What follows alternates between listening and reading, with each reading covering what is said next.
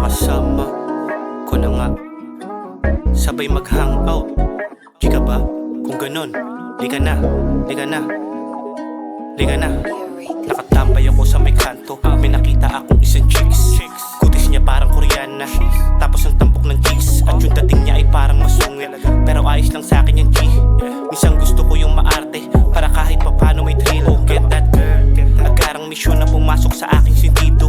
Kaso bigla kang tumalikod, kaya bigla akong napapito. Kasi ang hugis ng iyong katawan, parang kulat tapos malaman. Istapol ako sa may kedit, teka wala akong maramdaman. Kaya sana naman ay makilala kita.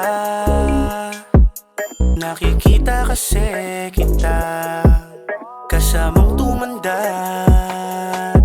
Oh, get that girl, get that girl, get that girl, get her number, get that girl, get that girl, get that girl, get her number. Di kita makalimutan, pumapasok ka sa aking isip.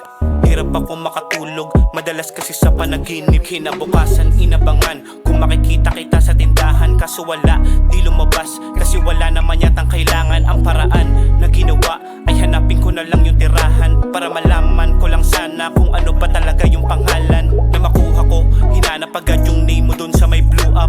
Na makita ko ang litrato mo, kagandahan agad yung bumungad. Yung dating mo ay simple lang, bakit ako'y kinakabahan? Ako'y tinamaan ng cute mo kasi, bakit ka naman ganyan? Napapangiti habang ini-stock yung gallery. Ganda, napapatalon, napapasayaw, kala mo si Gary B. Wala na ngang alinlangan, diniem agad diretsahan.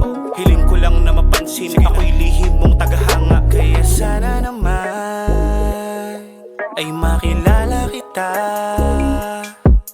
Nakikita kasi kita kasamang tumanda. Oh, get that girl, get that girl, get that girl, get her number, get that girl, get that girl, get that girl, get her number. Di kita makalimutan, pumapasok ka sa aking isip. Hirap ako makatulog, madalas kasi sa panaginip. Sana makilala na kita. Tara mag-hangout. Di ka ba? Tara. Di ka na.